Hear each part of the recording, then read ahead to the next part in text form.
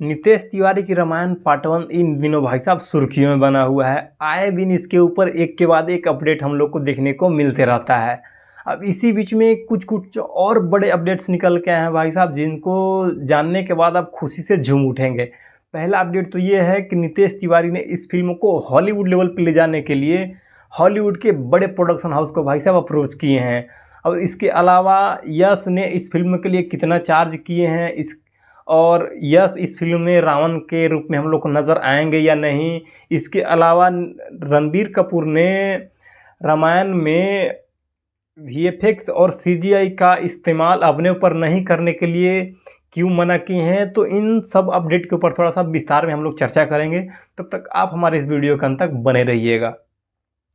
तो कैसे हैं आप लोग? उम्मीद करता हूँ भाई साहब सब लोग अच्छे होंगे। यूट्यूब देखने तो चैनल को सब्सक्राइब कीजिए, फेसबुक देखने तो पेज को फॉलो कर लीजिए, ताकि हमारी नई अपडेट सबसे पहले आप तक पहुँचे। बात करें तो रामायण पार्ट 1 भाई साहब भारतीय फिल्म जगत की दुनिया में मतलब चर्चा का विषय बना हुआ है। इसको लेकर के भाई साहब हर एक लोग एक्साइटेड है कि ये फिल्म का क्या हो रहा है, कितना प्रोसेस में चला गया, इसको लेकर के और क्या क्या खुलासा हो रहा है। तो इन सब के ऊपर आए दिन हम लोग चर्चा करते रहते हैं। अब इसी बीच में भाई साहब ये अपडेट आया है कि नितेश तिवारी इस फिल्म को हॉलीवुड लेवल पे ले जाने के लिए हॉलीवुड के बड़े प्रोडक्शन हाउस में से एक वार्नर ब्रदर को भाई साहब अप्रोच किए हैं। आप सोच सकते हैं कि ये फिल्म अगर वार्नर ब्रदर के प्रोडक्शन हाउस में बनेगी तो ये फिल्म ग्लोबली कहाँ तक जाएगी, इसका चर्चा कहाँ तक होगा, आपको भाई साहब अंदाज़ा नहीं है। आप जान के हैरान हो जाएंगे भाई साहब कि वार्नर ब्रदर वही प्रोडक्शन हाउस है जो जोकर पार्ट 1 और पार्ट 2 भी लेके आ रही है।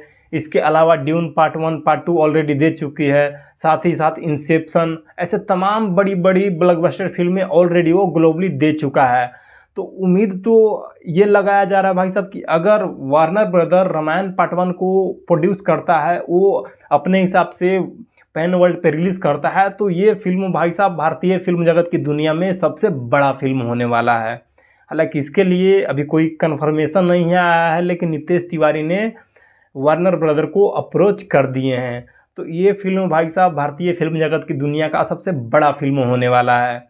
इसके अलावा अपडेट ये था भाई साहब कि रामायण पार्ट 1 में यश का क्या कैरेक्टर होने वाला है। लोगों का कहना ये था कि भाई साहब रामायण पार्ट 1 में रावण के अलावा हम लोग को यश किसी और कैरेक्टर में नज़र आ सकते हैं। तो ये बात में 110% सच्चाई है कि भाई साहब रामायण पार्ट 1 में रावण के अलावा यश जो होंगे वो बतौर प्रोड्यूसर नज़र आ सकते हैं। जी हाँ, उनकी जो अपनी प्रोडक्शन हाउस की कंपनी है वो भी रामायण पार्ट 1 के लिए काम कर रही है, यानी कि यश की जो अपनी प्रोडक्शन हाउस कंपनी है उसके अंडर में ही ये फिल्म बनने वाली है। हालांकि नितेश तिवारी को कोई बड़ा प्रोडक्शन हाउस उनके ऊपर खर्चा करने के लिए रेडी नहीं हुआ है।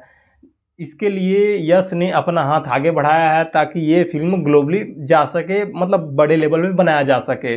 बता दें आपको कि इस फिल्म के लिए यश ने मतलब 80 से 100 करोड़ के बीच में चार्ज किए हैं। तो काफ़ी बड़ा बजट का ये फिल्म होने वाला भाई साहब। इतना पैसा अगर वो चार्ज करते हैं तो इनके अलावा भी कोई बहुत सारे कैरेक्टर हैं तो वो लोग भी चार्ज किए होंगे। तो इस फिल्म को भाई साहब पैन वर्ल्ड पे बनाया जा रहा है। कितना पैसा खर्च होगा इसका अभी तक कोई खुलासा नहीं हुआ है।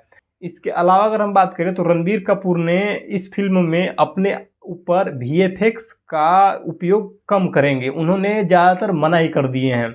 ऐसा उनका इसलिए मानना है कि उन्होंने ये बताया कि पिछले साल जब आदि पुरुष आई थी तो वीएफएक्स और सीजीआई के वजह से ये फिल्म दर्शकों के बीच में बस मतलब क्या बोलते हैं ट्रोलिंग का सब्जेक्ट बन के रह गया था। इसके ऊपर बहुत सारा ट्रोल हुआ था। तो इन सब चीज़ों को देखते हुए रणबीर कपूर का ये मानना है कि मैं अपनी पूरी मेहनत और क्या बोलते हैं लगन के साथ अपने आप को राम के कैरेक्टर में ढालूंगा, बल्कि ये नहीं कि मैं सीजीआई और वीएफएक्स की वजह से राम के अवतार में दिख सकूं, ऐसा नहीं करूंगा।